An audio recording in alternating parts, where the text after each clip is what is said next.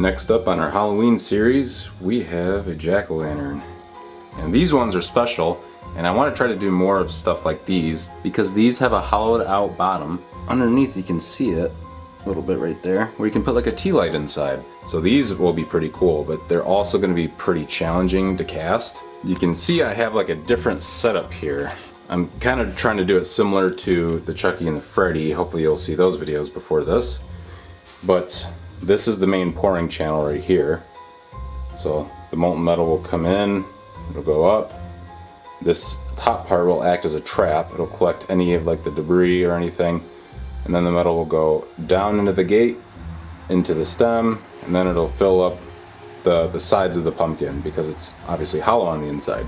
But the tricky part is when you look at this upside down, because that's the way you're going to be pouring it. So like again, the metal comes down there, it goes through the stem. All those teeth you see that are pointed up can potentially trap air inside. And so this is the only way I could think of how to vent them properly, is by connecting them to the teeth above that, because it's like the shortest path, least amount of wax. But I also had to use some wax that was pretty thin, so I'm hoping that when I pour in the plaster, it doesn't completely destroy the wax. So this will be my first technically like hollow cast, and I'm thinking that this one should go pretty smooth considering the amount of molten metal that we'll have as like feeders, and also because of it taking up a lot less metal. So you know, it's gonna be pretty thin, like maybe a 1/4 inch or something like that thick.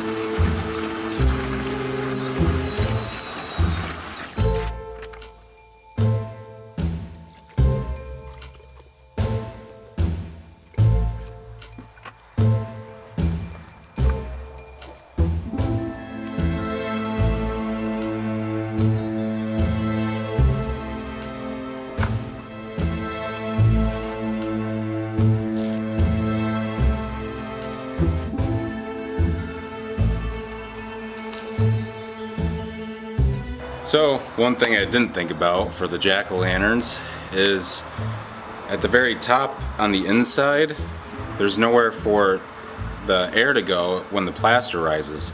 So I'm hoping by shaking it around a little bit that it kind of knocked that air bubble out. But I mean, worst comes to worst, all that's going to happen is the top is going to be, on the inside is going to be a little bit more solid. So it should still be fine, but definitely something I need to make sure I look out for in the future. Okay, so I didn't really get much of this on camera. So basically all we did was we took the flasks off the plywood bottoms. We just popped them right off, and then we put them in the kiln and we let them sit there all night. So 2 nights ago is when we poured the plaster.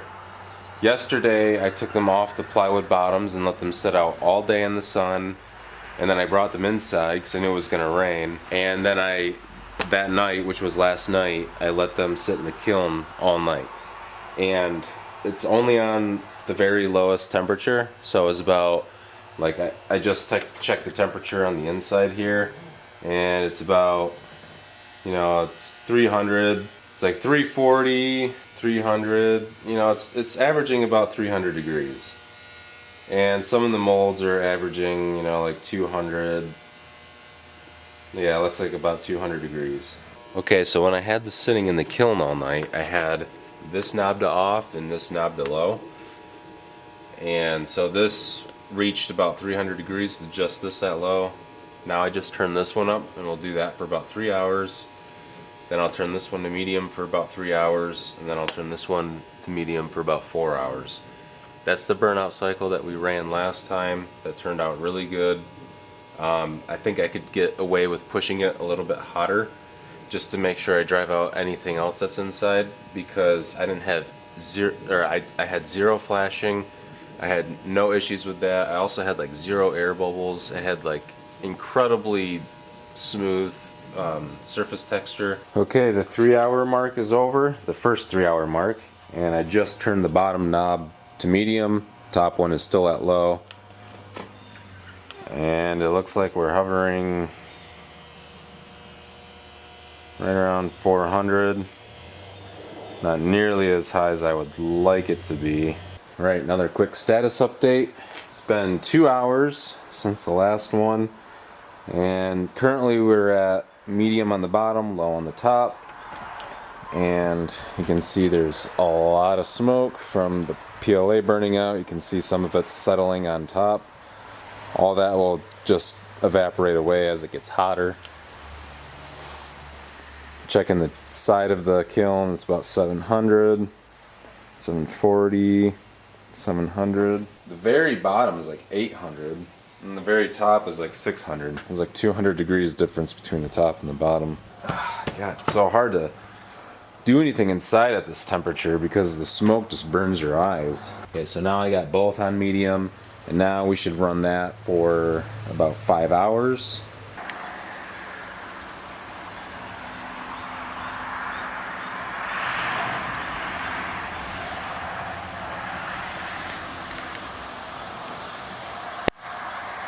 Since it's raining, we're going to be doing a half inside melt.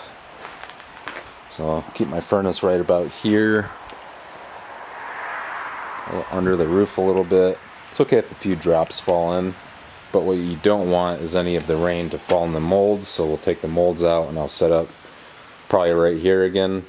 Get the wheelbarrow right there, so put these in the sand. Okay, so I'm just weighing out my stuff right now to make my Nordic gold recipe for the casts. And I got the aluminum done, the zinc done, and now I'm to the tin. Now the only tin that I have is technically pewter. And so I have a little bit of pewter here. I got a bucket up there with a couple candlesticks and stuff. And the way you know it's pewter is usually they'll be stamped like on the back side here. So kind of hard to read, but right there at the bottom, like right there, it says pewter. Pewter is mostly tin with like a little bit of other stuff. Sometimes it can have a little bit of lead, sometimes it can have antimony, bismuth, copper, a whole bunch of just different stuff. It's really hard to tell, and there's not really like one recipe for pewter. But this is my only source of tin, and so we're gonna melt this down, and since it's only 1% of a melt, and typically like if there is lead or anything that's detrimental in the melt, it's even less than that. So it's like, you know, 1% of 1%. So it's going to be a very small amount. But I'm going to melt this down because we need a small amount of tin, and I'm going to cast this into shot. I have a water bucket to my left right here. So I'm going to melt this down, cast it in the shot, and then weigh out the tin separately.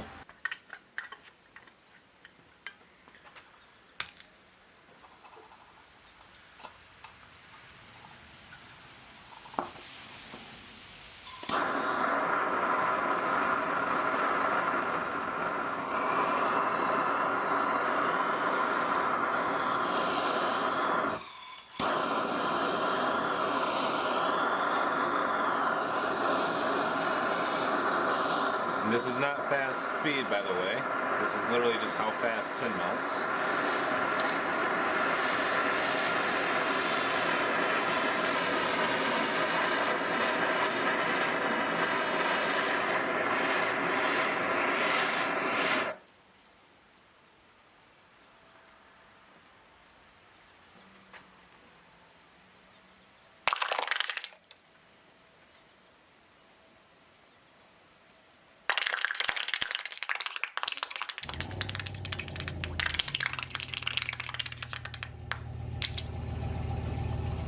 Man, that actually looks kind of cool.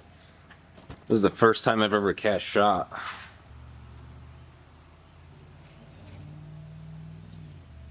Wow, Wow, that is so thin. Man, that is really nice and shiny too. Well, here it is. It's really, really thin. It's like spongy. But now we can weigh it out a lot easier. Alright, well, we only have about an hour and a half, and I've been checking around on the inside, and it looks like it's about 1200, 1250, some spots 1300, like around the outer perimeter, and then the molds themselves are like maybe 1100. So I cranked up the bottom one to high because I really want to get this up above 1350 and make sure that it's curing at that temperature for a little while. Okay, so we're about a half an hour away, and I opened up the kiln and she is cooking. So the side of the kiln just right there is over 1400. Tops of the molds are like 1350. Bottom of the kiln's like 1450. It's like so hot I don't even really want to touch it. So I'm actually going to turn it down to medium because that's starting to get too hot now. So I'm going to turn it back down and open up maybe both of these vents here. And I'm going to try to let some of that extra heat come out and let it finish out the half an hour while I get everything else ready. And then I think while we're melting and mixing the alloy, then we will turn it completely off and let the molds kind of cool off.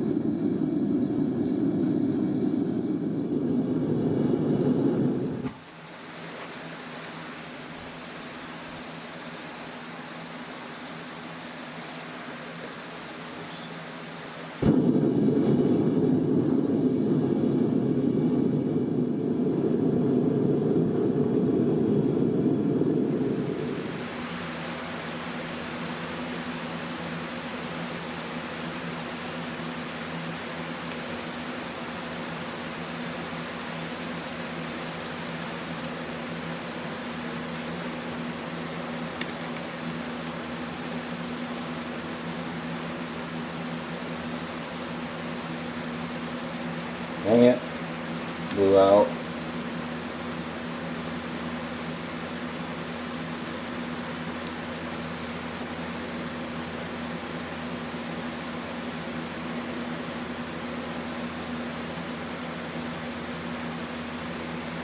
Yep, that one's done.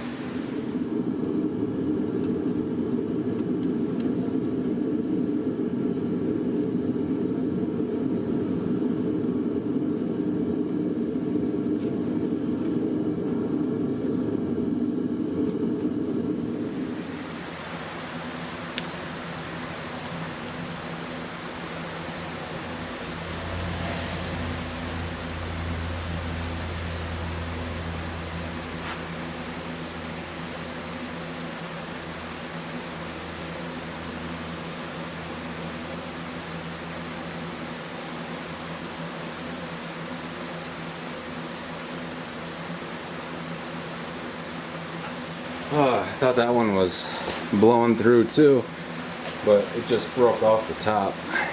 Saved. So those two poured super well. The last two poured super well, and it's definitely the mold temperature. That's definitely the factor. I also cleaned these up a little bit more with some extra flux and stuff, which I think might have made a difference, and try to keep the metal temperature down a little bit more. But I think ultimately it was the mold temperature.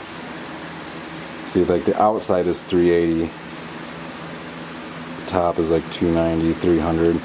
I think that's like the perfect temperature. Look how smooth the tops of those look, especially that one.